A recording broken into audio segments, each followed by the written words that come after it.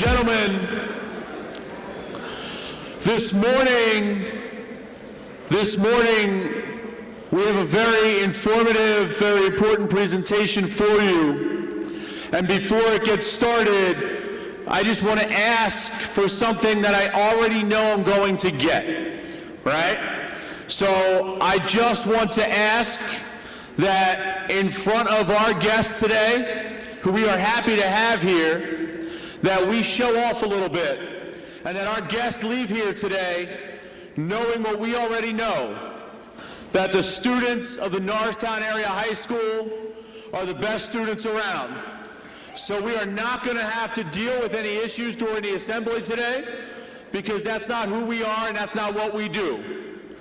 So please give your undivided attention to our presenter, Mr. Elliott.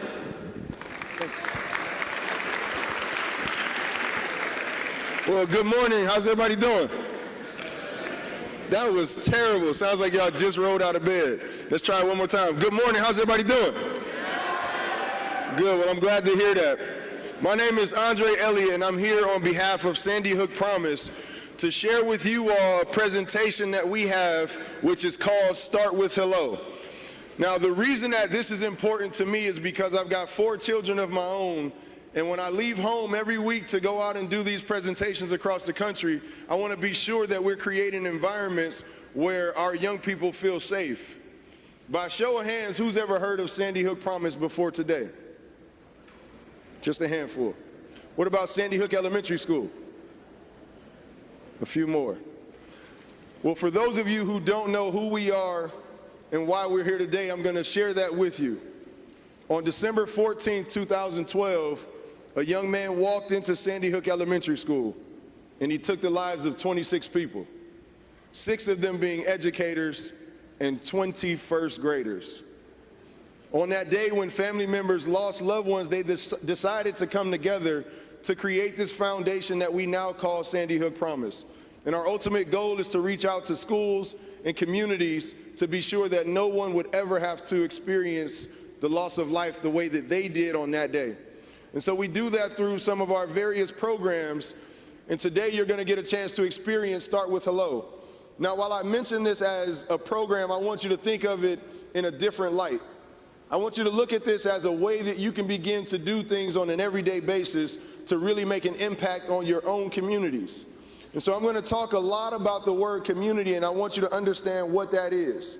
Because your community is not just the places that you live in or the school that you attend, but more so, it's anywhere that you travel. So when I came here this morning, this became part of my community, and it's extremely important to me that I give you all everything that I possibly can so that we can together create inclusive communities where people feel accepted and appreciated. Because too many times people feel alone inside. I want you all to think about this. I want you to think about a time in your own lives where maybe you felt like you were shut off or excluded or left out. And think about all of the emotions and thoughts that come with that. Because too many times, millions of young people just like yourselves experience some of these same thoughts, feelings, and emotions, and quietly they go through everyday suffering, not knowing what tomorrow's gonna bring, not knowing if someone's actually gonna say hi to them when they walk through the door in the morning. And so we've gotta do something about it. We've gotta find ways to decrease some of these issues. One of them that continues to come up that I see is bullying. You know, how many of you have witnessed bullying of any sort? And so we see bullying in different forms. When I was in school, it was always the big guy who would push you around, tell you what to do. First time I experienced bullying, I was sitting in an auditorium just like this. I was sitting in the front row in the 6th grade, and this big guy named Brian came and sat right next to me. Now, Brian was like 6'2", 200 pounds, and he was 16 years old in the 6th grade. And so I'm sitting in the front row, and Brian comes up and sits right next to me, and he says, "Dre, let me borrow your talk boy." Who in here knows what a talk boy is? Has anybody ever seen the movie Home Alone? All right, so in Home Alone 2, Kevin had this recording device. That was a talk boy. When I was in the 6th grade, that was like one of the coolest toys ever. So I'm playing with it in the front row, and then Brian comes up and he asks for it, and so I gave it to him. He proceeds to walk out of the back of the auditorium, and I thought to myself with my 11-year-old brain, he must have forgotten that he has my talk boy. So I followed him out of the back. When I went into his pocket to go grab it, he threw me up against the lockers and he said, "This is my talk boy," and he walked away. So in that moment, I knew that if I could avoid the bully, then I didn't have to experience it. But today, we can't always avoid the bully. You know, many times the bully finds its way into our homes, into our safe havens, and sometimes into the palms of our hands through the likes of technology and social media. And when too much of the bullying happens, it then turns into violence. And that violence can lead a person into a state of depression where they feel like there's no hope. And when people don't have hope, they'll do just about anything. Sometimes we start to see that people pull away from society and they separate themselves from everyone else. We see that they struggle with learning or social development. How many of you come to school for one of 3 reasons? 1, because you want to get a good education. Anybody? Okay. Or who comes to school because after you get a good education, you want to move on, start a successful career. You want to put a little money in your pockets. All right. Well, who comes to school because somebody at home said you had to get out of the house? So whatever the case may be, when we're dealing with things like violence, bullying, depression, and all of the other things that we see on social media, it makes it difficult for us to get up and come to school every day.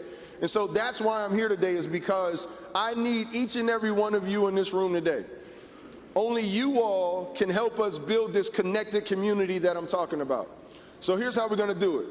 I'm going to walk through 3 very simple steps.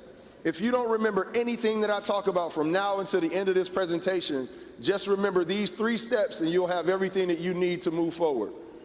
So I want you to repeat them after me. See someone alone. Reach out and help. And start with hello. All right, let's dig into this a little bit deeper. So the first step in seeing someone alone, let's talk about what that looks like. And the first bullet point here says that maybe it's someone who prefers to be alone. Now, many of us can probably relate to needing just a little bit of me time. I mean, there's a lot going on in the day, from the time you wake up in the morning until the time you lay your head down at night. And at many times, we just want to get away from other people, get a little bit of peace and quiet, and stay to ourselves. But that's not necessarily what I'm talking about when I say someone prefers to be alone. You know, we're starting to look at how a person may be someone who's always around, fun to hang out with, but then we start to notice things are slightly different. Maybe we start to see that they become extremely uncomfortable or anxious around other people. Or we start to see that they leave themselves out, or they're purposely left out on social media. You know, when we think about how a person is left out on social media, I want you to imagine what that looks like. Like, how many times has someone been blocked on social media? Or you see that someone deactivates their account. Does anybody have that one person on your timeline who's like always flooding your news feed, like always posting something? You see that quite frequently, where it's like all day, no matter what time of day, they're sharing something, even if it's just a picture of the food that they ate. And when we start to notice that that one person shuts down completely, we don't see anything, that should alarm us that something's going on. You know, maybe we see that this person just seems completely removed from everything else that's going on.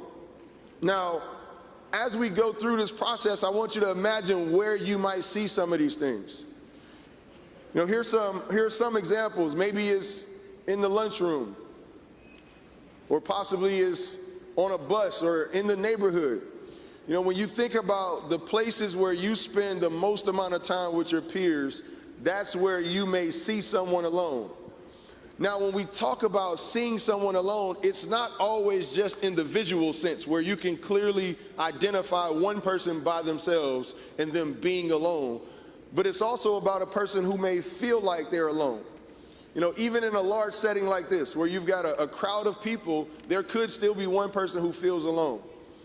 So I got a chance through college to play college football. In my sophomore year of school, I transferred to a different school. And when I got there, I remember feeling like I was somewhat isolated, even though I was around 90 other guys all day, every day. I mean, we had practices and meetings. We went to lunch and dinner together. We shared apartments. But because I didn't come in with that class, because I was the new guy on the football team, I still felt like I was alone inside. And it wasn't until one of the upperclassmen invited me to Chipotle, and over some chicken and rice, I was able to connect with a person in a way that made me feel comfortable. And so I want you all to think about that. When you're around others, is there somebody who may be experiencing some of those same things? Because once you get to that point where you realize that someone may be alone, and when we think about the tragedy that happens when a person feels too much of that social isolation, it should push us in a place where we decide we want to reach out and do something about it. And so we reach out and help in our second step. But I understand, though, that there can be challenges that come with that. You know, it's easy for me to stand up here and just say to you that you should reach out when you see someone alone. But sometimes we may not know exactly what to say, or possibly we don't know what to do in that moment when we say, yes, that person is alone. Because if I go up and start a conversation with someone who doesn't want to talk, they may push me away. You know, I may get rejected. Or possibly I go into a room and I try to start a conversation, then all of a sudden I make everybody feel awkward. And nobody wants to be the person that makes everyone in the room awkward. And so as you think about those challenges, I want to acknowledge that, yes, those are real difficulties when it comes to trying to reach out and help someone who you believe may be in need. But I want to also show you how we can make this a little bit easier. Everybody say good news. Let's try that one more time. That sounds like bad news. Let's say good news. So the good news is there are some strategies and some tips that we can use that can help us make this process a little bit easier. So I'm going to show you all 10 different things. 5 that you can do individually, and then 5 things that you all can do as a school. So one of the first options here says that maybe you can just sit next to a person that may feel like they're alone. You know, possibly you don't know how to start that conversation, or quite frankly, you may just not really feel like talking in the moment. But taking up an empty seat next to a person could be just enough to let them know that you care. Or maybe you reach out on social media. I know you slide in somebody's DM when you want to get in contact with somebody. And so this is a way for you to connect with another person when maybe you noticed that they were alone in school, but you didn't get a chance to say something in person. You know, maybe you just comment on somebody's page, or you tag them in a post. Those are real subtle ways that you can connect with a person just to let them know that you noticed them. Or possibly you invite someone to join you. You know, maybe you're going to hang out somewhere after school or somewhere on the weekend, and this is an opportunity for you to invite someone new to come hang out as well. Or what is the universal gesture for hello? A wave, right?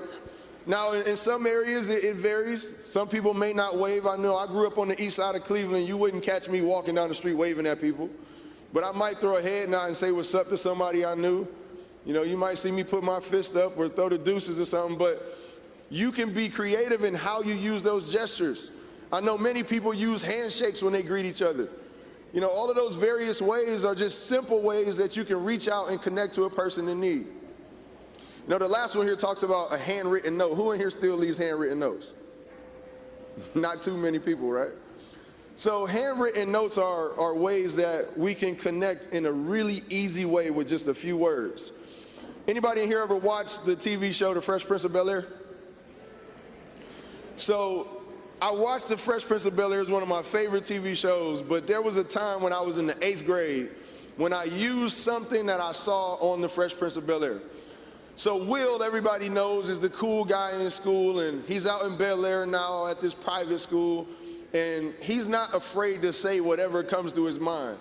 And so there was this one time when he wanted to go and approach this young lady, and he said some things to her that I thought was kind of cool when I was in the 8th grade, and I wrote it down on paper, and I shared it with this young lady, and it went something like this. Hey, baby, I noticed you noticing me. I just wanted to put you on notice that I noticed you too. So I used that in the 8th grade to get the attention of this young lady, but in the bigger sense, all it was to let her know that I recognized her. You know, you can take a handwritten note, it doesn't have to be exactly what I just said. And you know, it could be something that just says, hey, every time I see you, you put a smile on my face, or you find a way to make me laugh, or I hope you have a great day. Some of those really subtle things can really go a long way, especially for a person who may be feeling like they're alone. So now let's talk about some things that you all can do as a school. So the first one here is No One Eats Alone Day. Now, No One Eats Alone Day is a day when we decide that we eliminate social isolation in the cafeteria, because we notice that that is one place where we can identify a person by themselves. So we create different activities, conversation starters, where we can connect with people at lunch. The next one here is Hey Day. Who in here has ever walked through these very halls, and when you look around, you see faces that you see every day and you recognize, but you don't know their name? Anybody? So that happens quite often.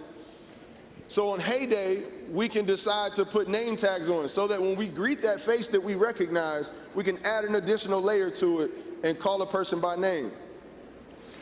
The third one here is a reach out scavenger hunt. Now, in a reach out scavenger hunt, the idea is that you use this as a way to get to know someone, to find some commonality. Because sometimes one of the challenges in starting conversations with people is just that we don't know that we have things in common, and so it's like, what exactly do we talk about? So here we would take 3 note cards. Everyone would get 3 note cards, and on those cards you write 3 things about yourselves, 3 things that no one else would know. And you go around and exchange cards until you find someone who has something in common with you. Just a really quick way to start some conversation. Then the fourth one here is a get to know me day, where you would wear something to school that would tell a story about you that no one would know. So if I walked in here today with a Pittsburgh Steelers jersey on, what would you all think? That I like the Steelers? I tell you, no, I hate the Steelers. So my favorite team is the Cleveland Browns. I'm born and raised there, and so I got to ride with them whether we're good or bad, and I thought we were going to be good this year, but things still haven't changed. But the reason that I would wear something for the Pittsburgh Steelers is because my younger brother played outside linebacker for the Pittsburgh Steelers. And so that's something that you would never know, but based on what I wore that day, it would tell a story. And so those are ways that you can start conversations as well. And then the last one here is just a mixed grade social. So a mixed grade social is an event where we just mix it up a bit. So it's not just one class as we typically do in school settings. We get a chance to really bring everybody together to try things in a different light. All right? So once we get to that point, the next step is to start with hello, which is our final step in this 3-step process. But in doing this, the idea is that we use conversation starters, some icebreakers, to really drive things home. When we end every conversation starter, we end with the question why. When you ask a person why in response to one of the questions that you ask them, it lets them know that you care about what they have to say and that you want to know more. Now, I understand, though, that there may be folks who are still hesitant to start a conversation. You know, 80% of people are hesitant to start a conversation, especially when it's someone that you don't know.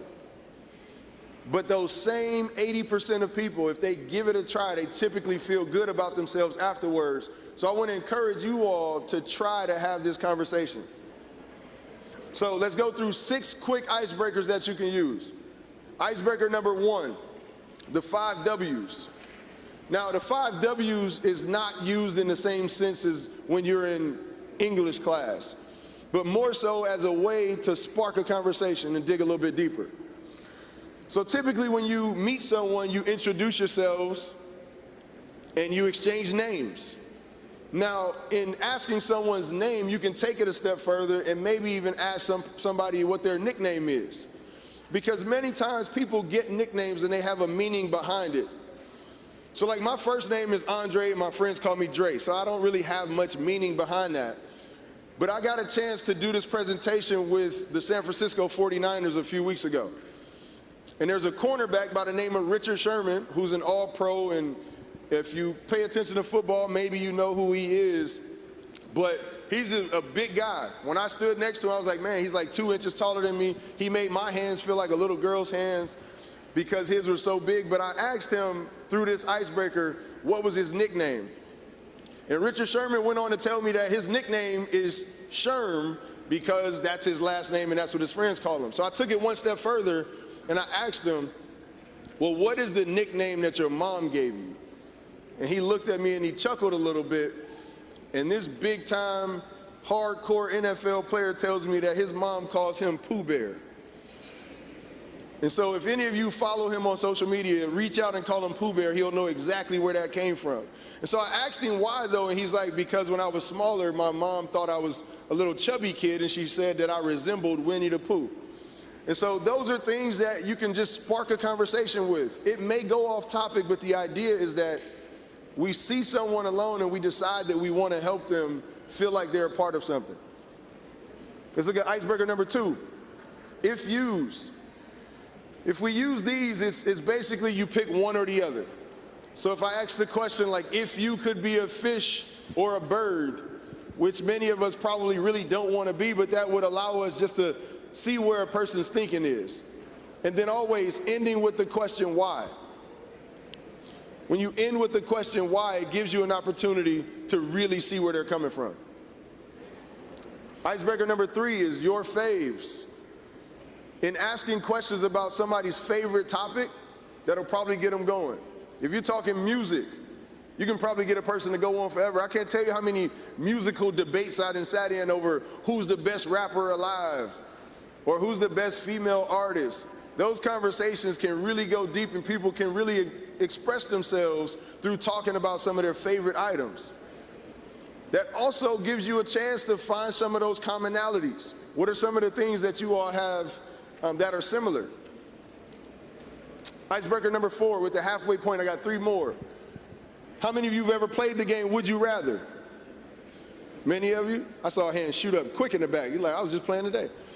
So in Would You Rather, you essentially pick 2 things. And then a lot of times you're like, I don't want to do either of them. But let's try it real quick. So would you rather have no hands or no feet? All right, who said they would have no hands? No hands? All right, who said they have no feet?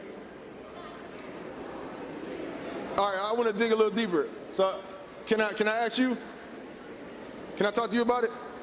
All right, so you said you would have no hands or no feet. You said no hands. So why would you choose no hands over feet? You like your feet, you like to get around. So if you didn't have feet, it would slow you down. All right, let me ask you a question. You play sports? You play football? So I think you might need those. Now, how are you going to do that without your hands? You right, you right? All right, so who said they would? You said the opposite? Okay, so tell me why. Why? You said because you like your hands? What's that? You don't know? You need your hands more than your feet, though? No? Yeah? So look, now we got other people chiming in. So you can get prosthetic feet.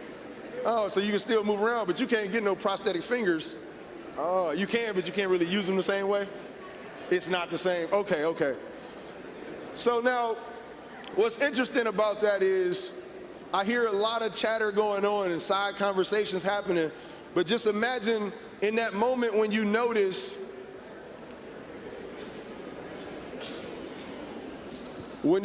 a person is alone and you use something as simple as that, how it can take their mind off of some of the things that may be going on, that may have driven them into that place where they've separated themselves.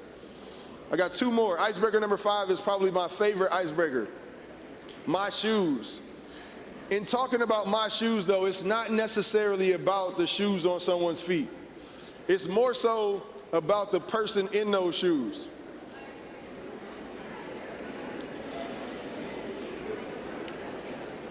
Ladies and gentlemen, give me about 10 more minutes of your time, maybe not even that. And I just need a few more moments where I need you all to really hone in on these next couple points. So in talking about my shoes, it gives us a chance to see where a person's been in their lives or where they want to go. You know, when you think about where a person's shoes has physically taken them, you can see the obstacles that they've had to overcome. You can see the journeys that they've taken in life and where they're headed. And so that's what I want you to think about when asking a person about their shoes. And then the final icebreaker is another form of handwritten notes. So I had an opportunity to share this conversation with a student in Miami, Florida. She was in the 9th grade at the time, and she shared a moment with me about how a handwritten note saved and changed her life. She said that when she was in the 8th grade, she went to school every day with her cousin. Hold on one second. Yo, ladies in the back.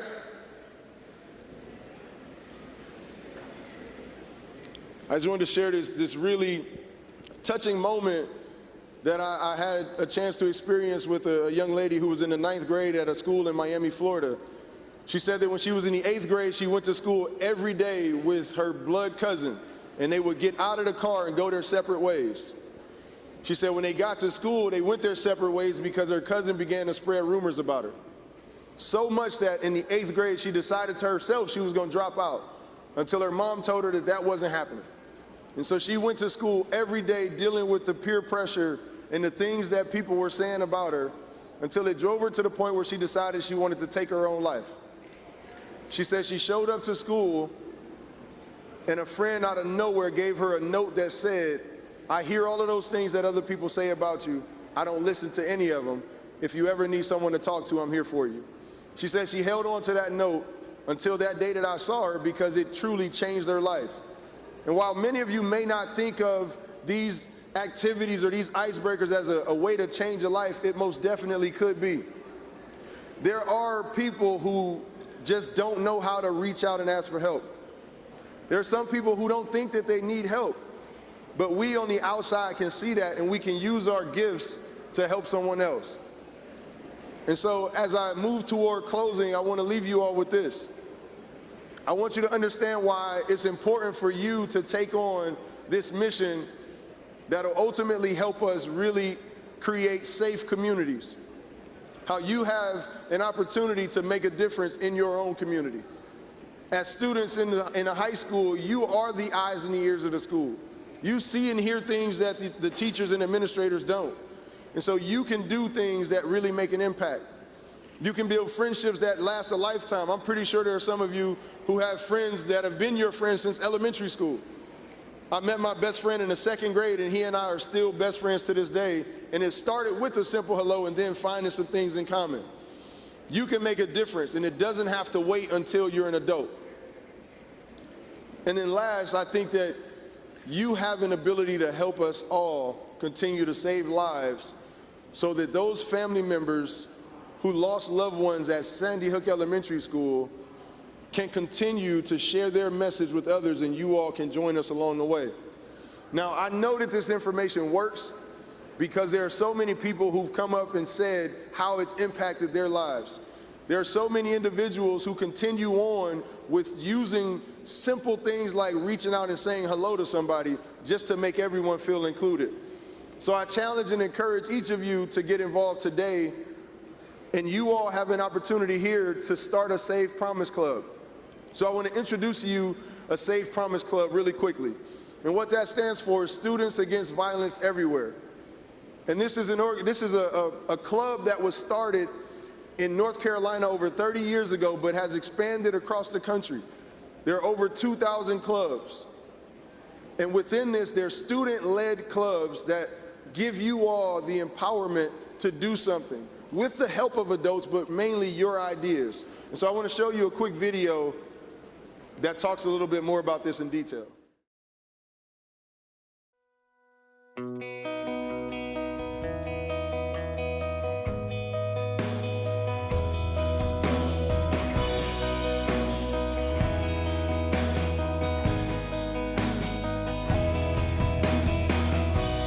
Hundreds of students every year are saved by their classmates through Save Promise clubs.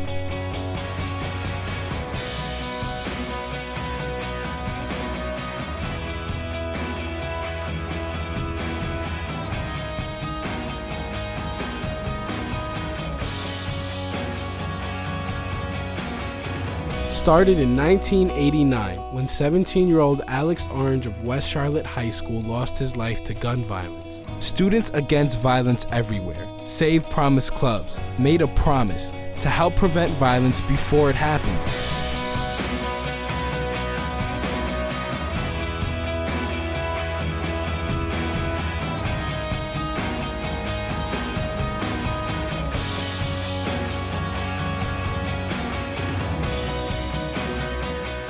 Today, there are hundreds of Save Promise clubs across the country.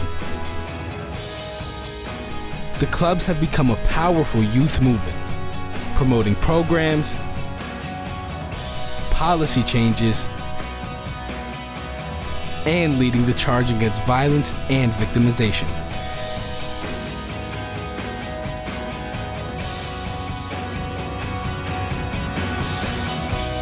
We, the students, can change lives and make a difference.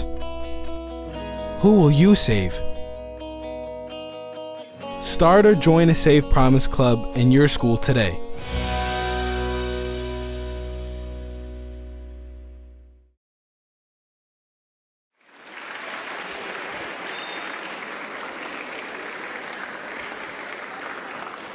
So Save Promise clubs give youth a voice where you all can educate one another, where you can take it one step further and give each other the tools necessary to really encourage each other to make change happen through some of the various activities. And here are some examples that you can use.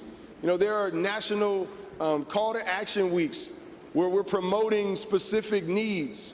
You know, there are specific issues that arise and we want to make sure that we bring awareness to them. And so you all can lead the charge in doing that. When I think about something like the incident that took place at Parkland, you know, there were students who came together and drove it all the way to Washington, D.C. and led a march of thousands of people that came together to support a cause, and that was because of an idea that several students had. And so you all can think bigger than just some of the things you see here locally and take it on a stage where you can really make change happen. Becoming a part of a Save Promise Club gives you all a chance to join something that's bigger than, you know, just this area. You know, there are hand-selected students that get a chance to become a part of the Youth Advisory Board, which essentially become the driving force for all of those 2,000 plus Save Promise clubs across the country. Last year, there were 12 students who applied to become part of the Save Advisory Board, and in doing that, they came together and thought of ideas that would help all of the students across the country. And so that's something that you can add to a college resume that lets them know that you're active in really making a difference in your community. And so I want you to think about joining it. You all are going to get some information here at your school. And I want you to talk to your teachers, your administrators about how you can implement some of these ideas here so that you can create that community that we've discussed. And so there are ways that you can join us. Just about every social media platform, we're on it. And so if you look for National Save, you'll see us.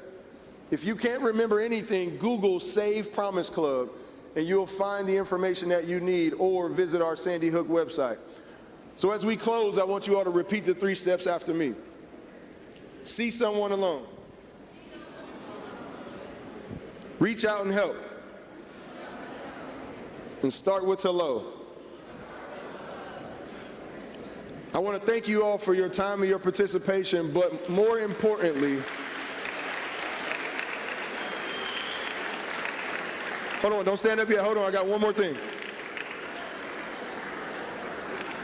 More importantly, I just wanted to thank each and every one of you for what I know you're going to do when you walk out of here. There are several of you who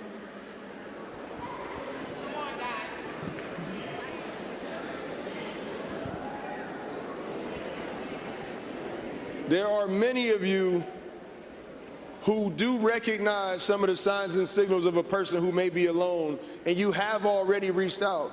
And I want to encourage you to continue to do the same things. And when you do, hashtag us on social media, and we'll reach out to you all. Thanks so much. Let's give Mr. Elliott another round of applause.